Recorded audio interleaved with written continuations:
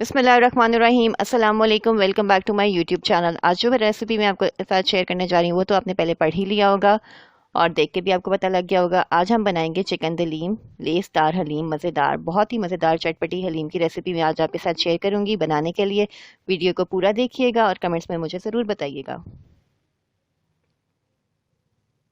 Video को like भी कर दीजिएगा और कमेंट्स में मुझे बताइएगा कि आपको रेसिपी कैसी लगी। अब हम आ गए हैं फर्स्ट स्टेप के इंग्रेडिएंट्स की तरफ। सबसे पहले जो हमें चाहिए, जौ लिए हैं हमने तकरीबन 1 कप। किसी भी ग्रॉसरी शॉप से आपको आसानी से मिल जाएंगे।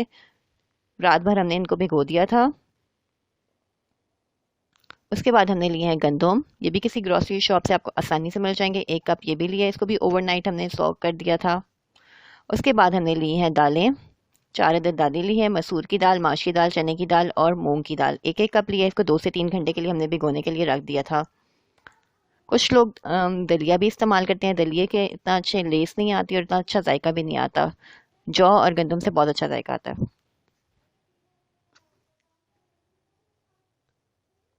अब हमने एक देगची ली है, उसके अंदर हमने सबसे पहले दालें ऐड करनी है। चारों दालें हमने ऐड कर दी हैं। उसके बाद हम इसके अंदर डालेंगे साफ़ पानी। साफ़ पानी ऐड करना है। उसके बाद हम हाफ़ टी स्पून नमक डालेंगे। उसके बाद हम गंदम और जौ लिया, इसमें से हमने पानी निकाल लिया है। अब हम ये भी ऐड कर लेंगे। एक देगची, अलग देगची में हमने दोनों चीज़ें डालनी हैं। गंदम और जौ को हम साथ बॉईल करेंगे। साबुत गंदम और जौ, अगर इससे आप दलीम बनाएंगे तो बहुत ही अच्छी लेस भी आएगी और बहुत अच्छा जायका भी आएगा।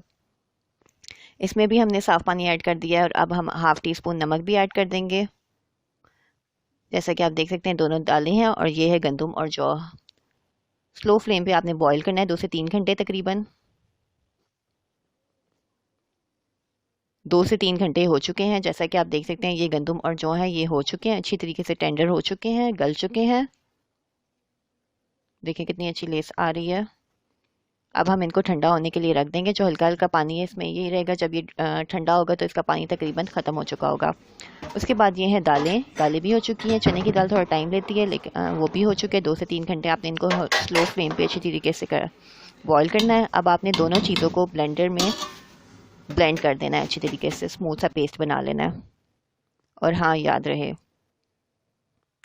1/4 आपने गंदम और जौ को निकाल लेना है। साबुत हम ऐड करेंगे। जो गंदम और जौ हमने निकाले थे उसके बाद जो हमने बाकियों को ब्लेंड किया था, देखें स्मूथ सा पेस्ट रेडी है। उसके बाद हमने साबुत जौ भी और गंदम जो निकाले थे वो भी ऐड कर दिए हैं इसमें। ये रेडी हो चुका है स्मूथ सा पेस्ट। अब हम आ गए हैं स्टेप नंबर 2 की तरफ। सबसे पहले हमने लिया इसमें चिकन। तकरीबन 2 किलो हमने चिकन लिया है। हड्डी वाला भी है और बोनलेस भी है। इसको हम बॉईल करेंगे। डेगची में ऐड करके आपने पानी डाल के और नमक ऐड करके अच्छी तरीके से आपने बॉईल करना है जब तक गल ना जाए। तकरीबन आधा घंटा तकरीबन लेगा। अच्छी तरीके से आपने गलाना है। अगर अच्छी तरीके से ना गलाए तो थोड़ा मोटा मोटा रह जाएगा और फिर वो सही रेशे नहीं आएंगे। उसके सही रेशे बनाने आपने सही गलाना है। तकरीबन आधा घंटा हो चुका है, चिकन गल चुका है जैसा कि आप देख सकते हैं। और हाँ, याद रहे आपने जो चिकन स्टॉक है उसको वेस्ट नहीं करना, यानी यखनी को आपने वेस्ट नहीं करना, फेंक नहीं देना। चिकन बॉईल हो चुका था, उसके बाद हमने इसके रेशे भी कर लिए और चिकन स्टॉक को साइड पे सेव कर लिया है।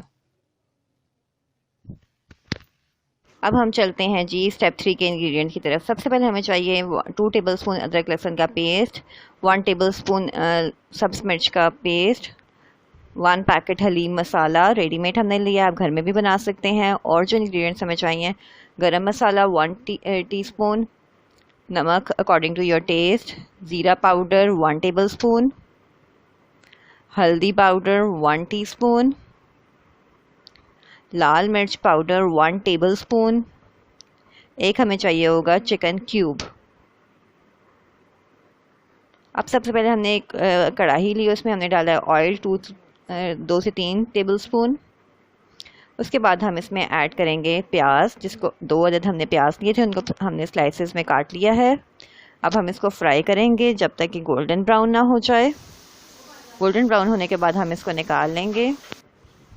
جیسا کہ آپ دیکھ سکتے ہیں میں اس کو نکال لیا. اس کے بعد ہم نے اسی میں آئل میں, اسی ڈیگچی میں, اسی آئل میں ڈالا ہے لہسن کا پیسٹ اور ادرک کا پیسٹ. 2 ٹیبل سپون ہم نے لیا تھا, اس کو آپ نے اچھی طریقے سے سوٹے کرنا ہے. اس کے بعد ہم نے ڈالنا ہے چکن کیوب, وہ بھی آپ نے کوک کرنا ہے اچھی طریقے سے.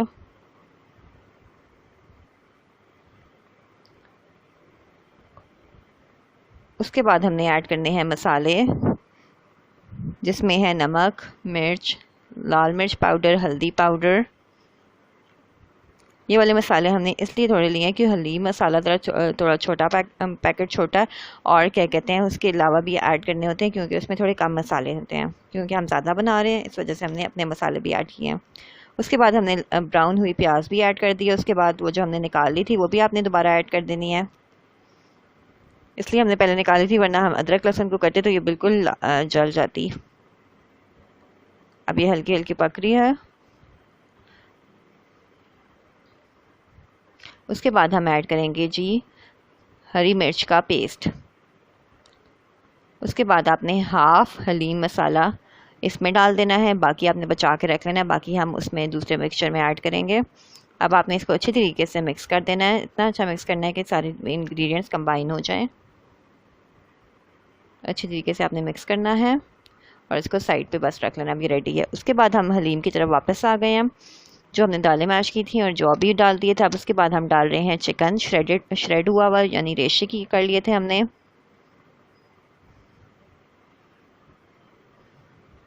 بہت ہی آسان ریسیپی ہے, اس طرح کرنے سے ذرا جلدی اچھا ہو جاتا ہے چکن. اور اس کے بعد جو ہم نے پیسٹ تیار کیا تھا اس کو ہم ڈال دیں گے, یعنی پیاز, لہسن, ادرک اور مسالے ڈال کے جو ہم نے پیسٹ تیار کیا تھا وہ ڈالیں گے ہم. اور اس کے بعد ہم آدھا حلیم مسالہ ایڈ کریں گے, وہ جو ہم نے بچا لیا تھا, اب وہ آپ نے ایڈ کرنا ہے. اب دیکھیں اب ان کو ہم اچھی طریقے سے مکس کریں گے. مکس کرنے کے بعد ایسی شکل نکلے گی. ہلکا سا آپ نے چولہا چلائی رکھنا ہے, جیسے کہ آپ کو پتہ لگ رہا ہوگا. اس کے بعد میں نے دیسی ہینڈ بلینڈر لیا, یعنی ڈوئی لی ہے, اس سے آپ نے اچھی طریقے سے ذرا پھینٹ دینا ہے.